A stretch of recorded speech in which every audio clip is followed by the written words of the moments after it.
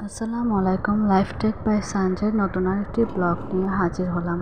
আজকে আমার খুব কাঁঠাল বিচি খেতে ইচ্ছে করছে, তো কিছু কাঁঠাল বিচি ছিল, এগুলোকে আমি রোদে শুকিয়েছি। এখন অনেকেই আসলে বলতে পারে না কাঁঠাল বিচি রান্না করে খাওয়া যায় এবং সেই রান্নাটা খুবই সুস্বাদু হয়। অনেকে হয়তো ভাববে কাঁঠাল বিচি আবার তরকারি হিসেবে কিভাবে রান্না করা যায়, তো আজকে আমি আপনাদেরকে সেটাই দেখাচ্ছি। কাঁঠাল বিচির খোসাটা ফার্স্টে ছিলে এরপরে পানিতে ভিজিয়ে রেখে ছুরি দিয়ে এভাবে ভেতরের খোসাটা একটু ঘষা দিলেই উঠে যায়। তো এরপরে আপনারা দেখেন আমি খুব সুন্দর করে এটা তুলে ফেলছি। কিছুক্ষণ পানিতে ভিজিয়ে রাখলেই উঠে যায়।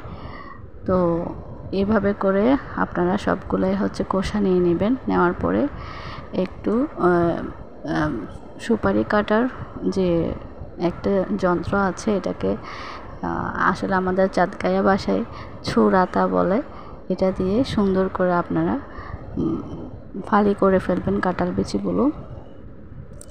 তো 4 ভাগ করতে পারেন, খুব সুন্দর করে ভাগগুলো হয়ে যায়।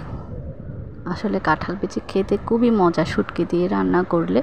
আমি ছুরি শুটকি দিয়ে রান্না করব, ভিডিও লং হয়ে যাবে, তাই আমি আপনাদের শুটকি এত কিছু দেখাচ্ছি না। তো ছুরি শুটকি দিয়ে হলুদ মরিচ দিয়ে পেঁয়াজ দিয়ে যেভাবে ঝাল তরকারি রান্না করে শুটকির তরকারি ঠিক ওভাবে রান্না করবেন এবং গলে যাওয়া পর্যন্ত ওয়েট করবেন। মাখা মাখা একটু ঝোল দেবেন, মানে অল্প একটু ঝোলের মধ্যে দিয়ে রান্না করবেন।